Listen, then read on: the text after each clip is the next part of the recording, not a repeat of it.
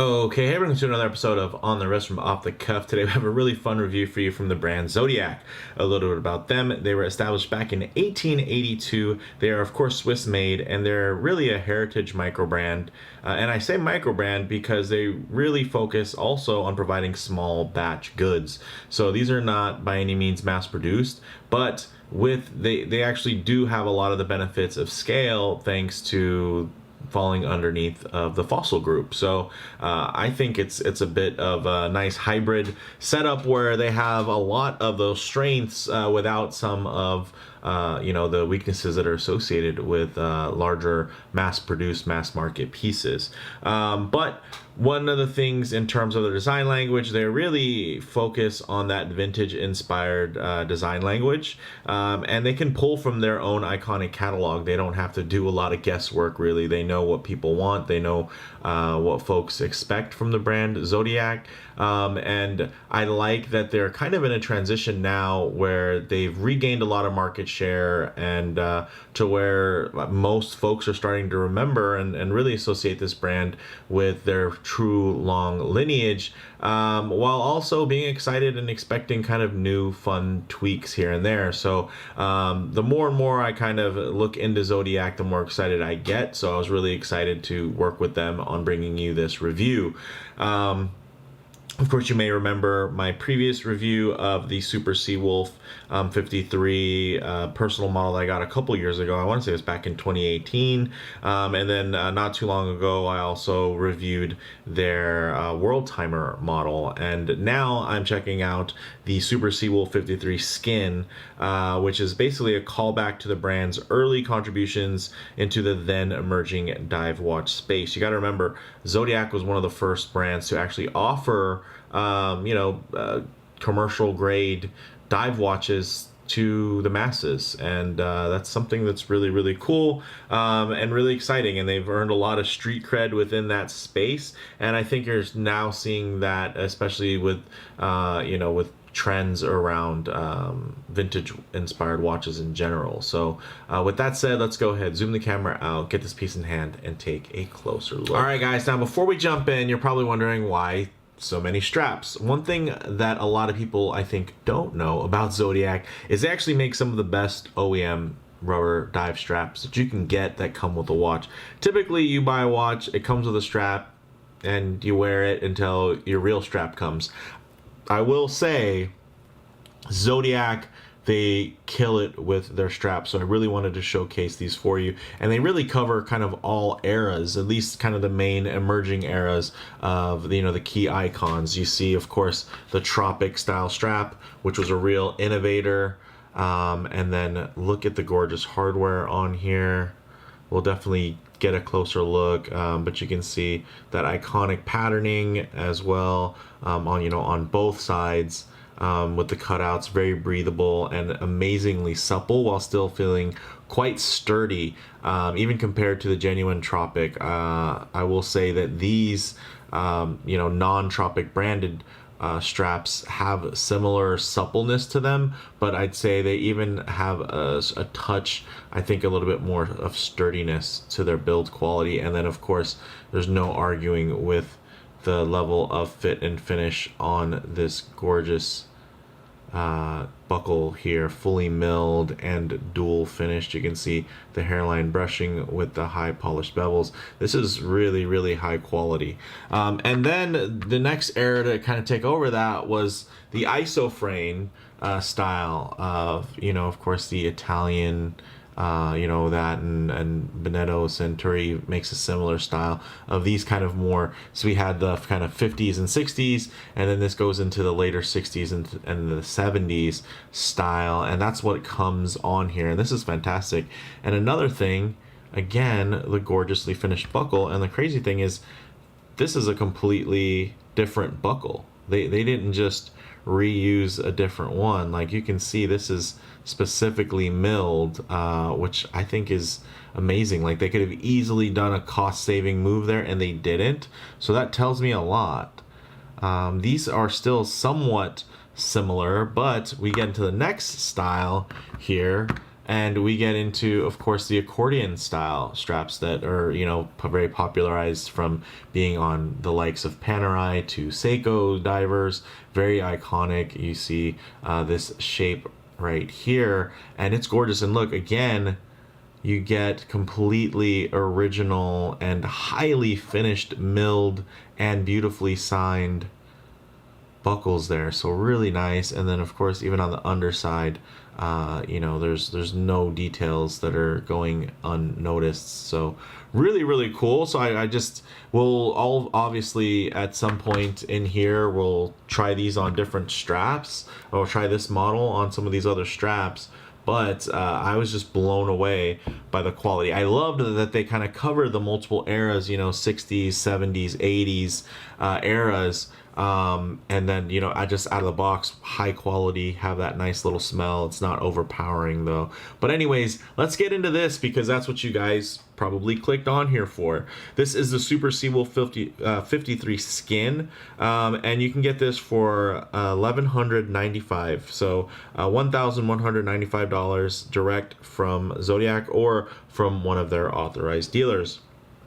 The diameter on this case is actually only 38 millimeters. It's very svelte, but it doesn't feel undersized, which I really like. Across the bezel is actually 39 millimeters. So depending on, how you want to calculate, visually, you're going to get something that's closer to a 39, while on the wrist, it's going to feel more like a 38, which I think is a very nice touch. And then also, of course, it makes it easier to grip because it does have that little overhang away from the case. So that's a really nice functional touch, which I can appreciate. In terms of the height, counting everything to include that beautiful double dome sapphire crystal, it's going to come out to 12.8 millimeters thick and 46.5 millimeters lug to lug, made out of full 316L stainless steel construction. You're getting, of course, this sapphire that also does have an AR coating on it, so you're going to be able to enjoy and appreciate the beautiful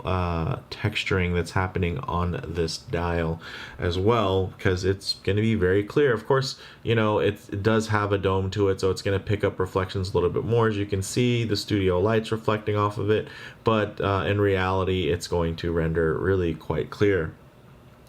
Then we get into this bezel, which is 120 click, unidirectional. Oh, and it doesn't feel like the first dive bezel they've ever made, and it's really not. And it feels great, I gotta say. It's a very nice blend, and this is something I always talk about, of notchiness and smoothness. Some watches really skew towards the notchy, something like, let's say, an Oris Aquis, which is really notchy, almost to the point to where it kind of irritates your fingers to use it, to something like, let's say, a Seiko SKX, which is hyper smooth, maybe too smooth, not enough resistance. I like to try to find that sweet spot, and I feel like Zodiac is right on that trail where you're getting beautiful notchy tactile engagement, but it's still smooth and it isn't jarring or overly the inputs are just really fine-tuned, so I appreciate that. It actually also does have this beautiful matte ceramic insert, which is fully loomed, and it has a really interesting loom pattern as well, which I think is very indicative of where the brand's going in terms of just spicing certain things up while keeping these classic silhouettes. And then we get into the case back here, which is, as you can, let me give it a quick little wipe here off camera. You can see very nicely finished, very minimalist.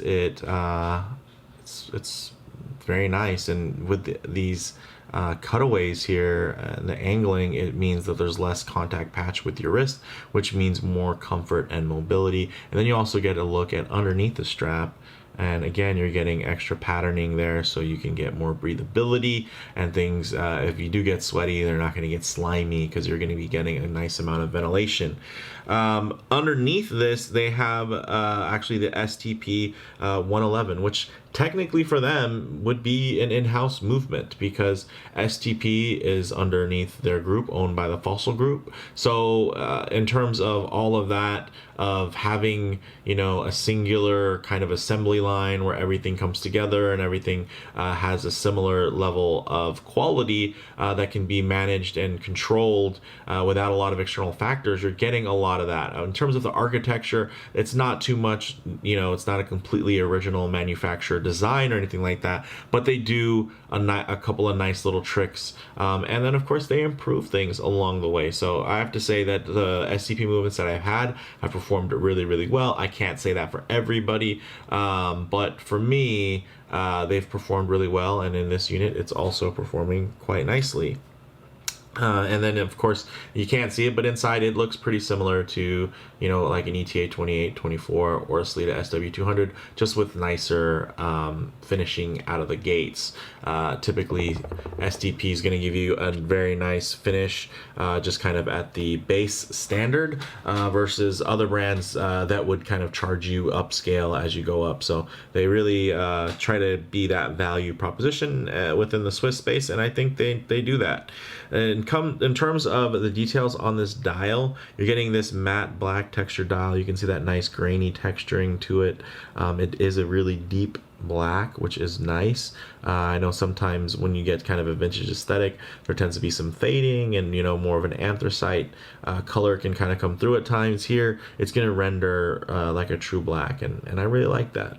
And I like that the Lume renders very white and crisp in daylight, so it just helps it feel very new and fresh and modern, while still tying into, of course, that beautiful vintage design language.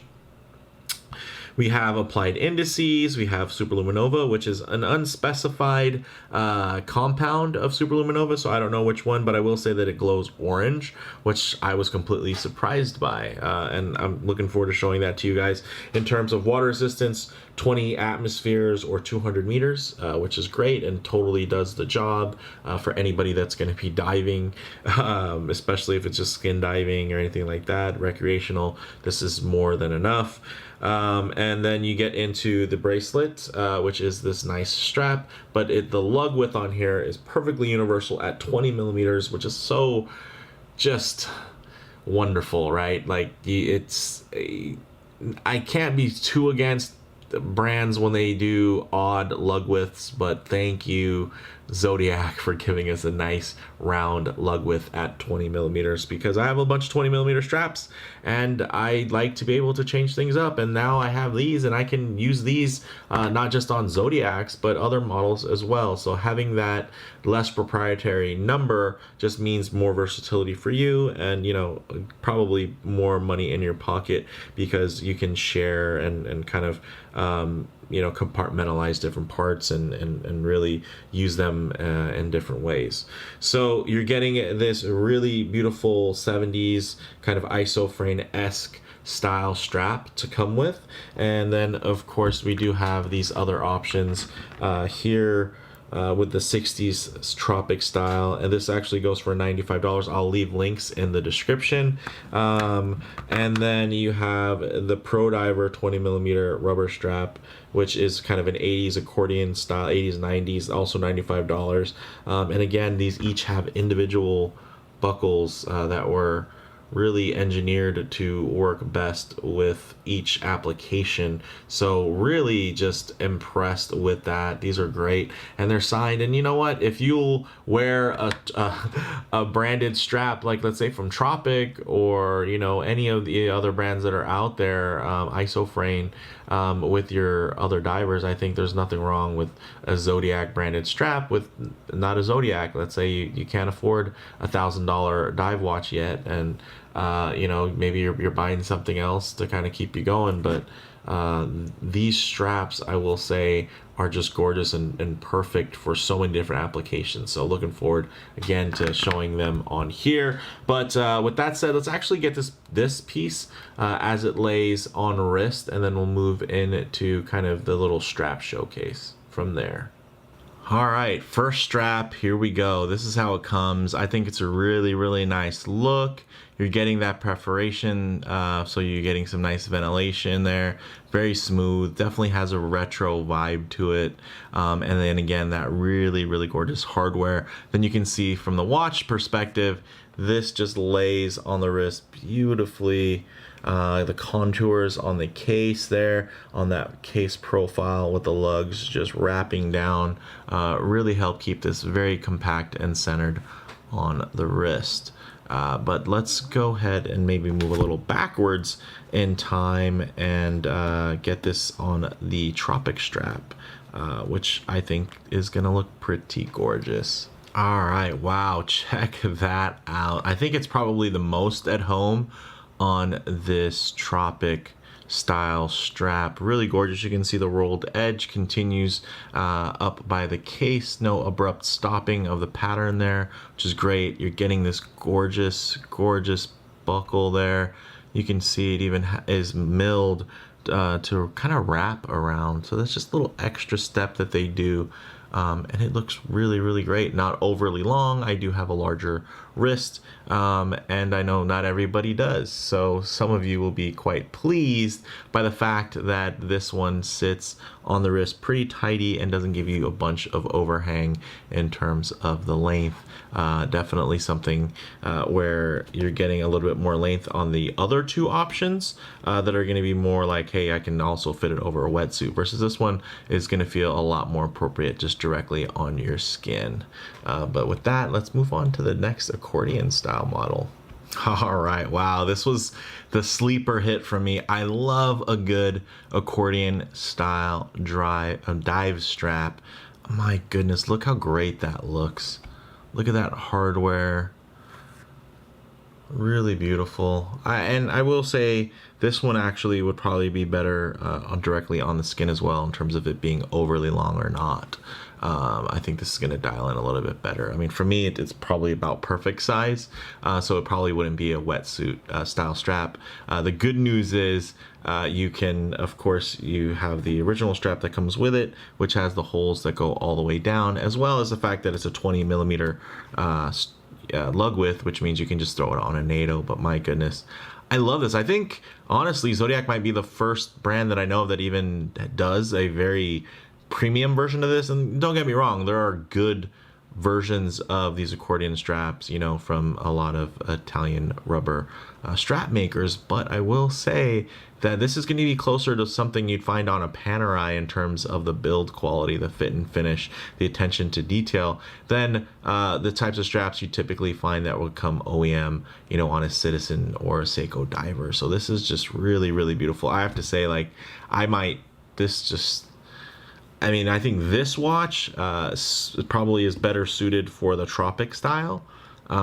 It's just, I think thematically, it just nails that beautiful skin diver effect. But I'll say that out of the three straps, I think this might be my favorite strap just as a standalone. And you don't be surprised if you check my Instagram and you see this strap being used on another watch somewhere, just because wow, I really enjoy this. I love the, this is just one of the benefits of this design is that you get a little bit of stretch here, and it's just really nice and just wonderful with comfort. And again, you're just getting a gorgeous milled dual finish and engraved clasp there. The buckle is just gorgeous. So with that said, let's actually get this off the wrist, laid out for some Lume shots, low light transition, and closing thoughts. Okay, we'll go ahead and hit the lights here.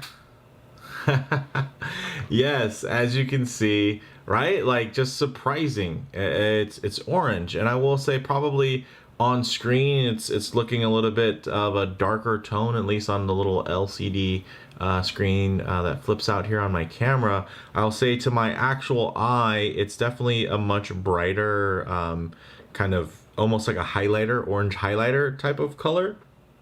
And I don't think it's as potent as, you know, some of the green styles of Lume. Wow, that's weird. I can still see it with my eye, but it's not picking up here on the camera. So let me do this, hit it with some extra juice here, so you guys can kind of see, watch it trend. That was interesting. Well, the light's on it. You can see it's white. This is actually something that the brand will be, I want to say they're going to be transitioning.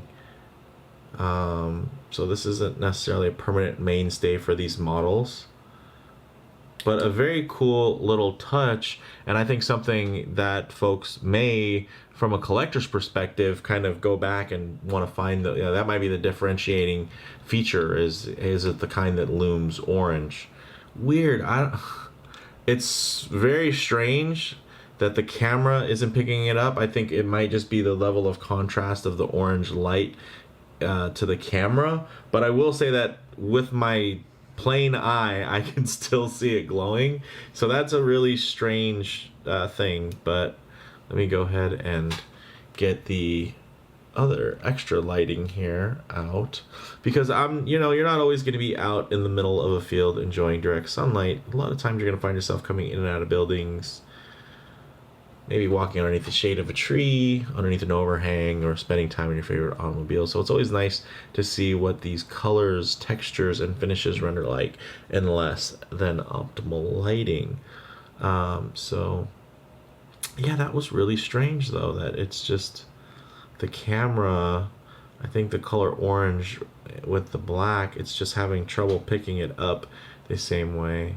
So maybe that's one of the reasons they're changing that out, so they'll get something a little bit more apparent. But I think to your eye, for me, like, I can still see that glowing fine, but the camera has a little bit of trouble. Interesting. Also, one thing to note is orange is actually one of the more identifiable colors under the water, which is why I believe that they chose orange in the first place. So again, not necessarily made for reviews and cameras and everything like that, but in terms of doing its job, I think pretty smart choice. But it is kind of fun, of course, to have these types of little quirks in certain models, and it doesn't always last, and they don't always stay that way. So there's always updates and upgrades coming. So we can even get into some harsh lighting situations here that typically would expose any types of defects within that fit or finish. But you can see one thing that's really highlighting is that beautiful basket weave texture that Tropic style straps are known for, absorbing, playing with the light. The case almost looks like it's blacked out because that steel is just so uniformly finished on the case. So very, very nice. Yeah, unfortunately the Lume isn't rendering really great, at least from this video here. So let me just, at least to give you guys a little memory of what the Lume is kind of supposed to look like there. You can see, yeah, that is just so interesting. Yeah, and then it's also weird that under the black light it is very white and blue, and then you take it off and then it's the orange tone there, so you can see the orange. So very, very cool. I dig it. But with that said, let's hit the lights here and get into some closing thoughts. So overall, you're getting on the wrist, these are really classic skin diver proportions. It just wears perfectly, on the slightly smaller side, yes, but the dial and bezel proportions avoid it ever feeling undersized. So that's a nice feature about this one. And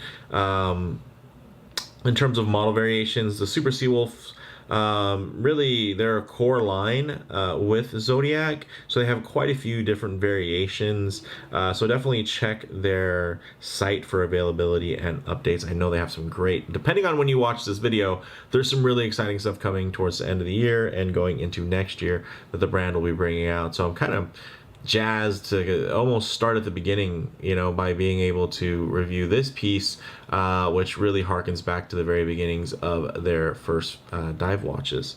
So In terms of comparable models, Zodiac are just as synonymous with dive watches as the likes of Seiko, Squall, or Doxa, but I think they differ in that they combine that Swiss-made heritage and vertical integration to produce really well developed timepieces that expertly straddle the line between modern and vintage. So yeah, I mean, I think that's cool, right? Because you think of something like Seiko and all the vertical integration, right? All the in-house goodies. Then you think of Squall and Doxa, and they're definitely more, hey, they make the look, they put things together, but ultimately they're taking components, from third parties when it comes to those movements, and they might regulate them, get them COSC certified and everything like that. But at the end of the day, it's an extra component coming externally that's being put into the heart of the watch.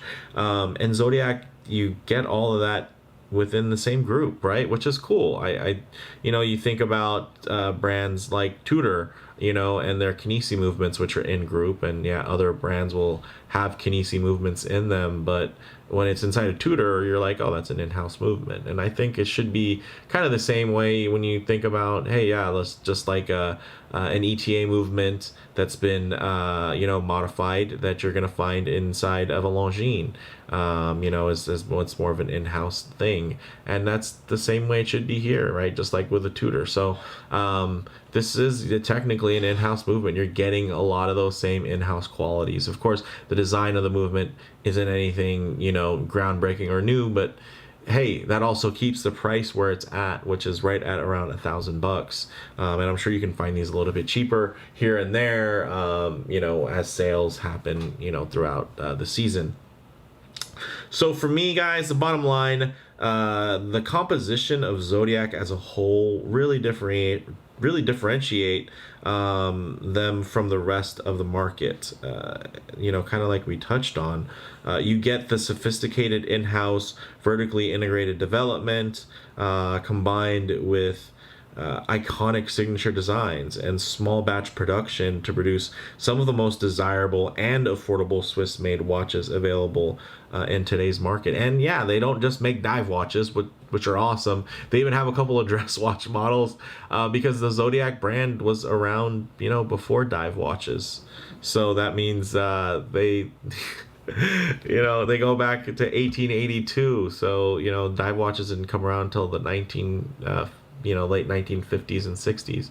So they even have a deeper catalog that we haven't even scratched the surface on. But this is the stuff that really excites me about the brand, is that there's still more to discover and rediscover in a lot of cases. So this has really been a long review, but we did check out some sweet straps and go over a little bit about the history and kind of not just where Zodiac's been, but also where the brand's going. And I think it's in a great place. So definitely let me know your guys' experience with Zodiac watches. I feel like anytime I go to a watch meet, somebody kind of asks me what I think about Zodiac, and I always get to tell them, yeah, I've had great experiences with them thus far. Check the channel. I'll be dropping some new reviews on them very, very soon. And then again, the straps, if you have enough dive watches, or you already have this Zodiac watch, now at least you'll know that they have these killer straps as well at around $95. It's not the worst price. They're not cheap by any means, but you know what, they don't feel cheap, so they probably shouldn't cost cheap.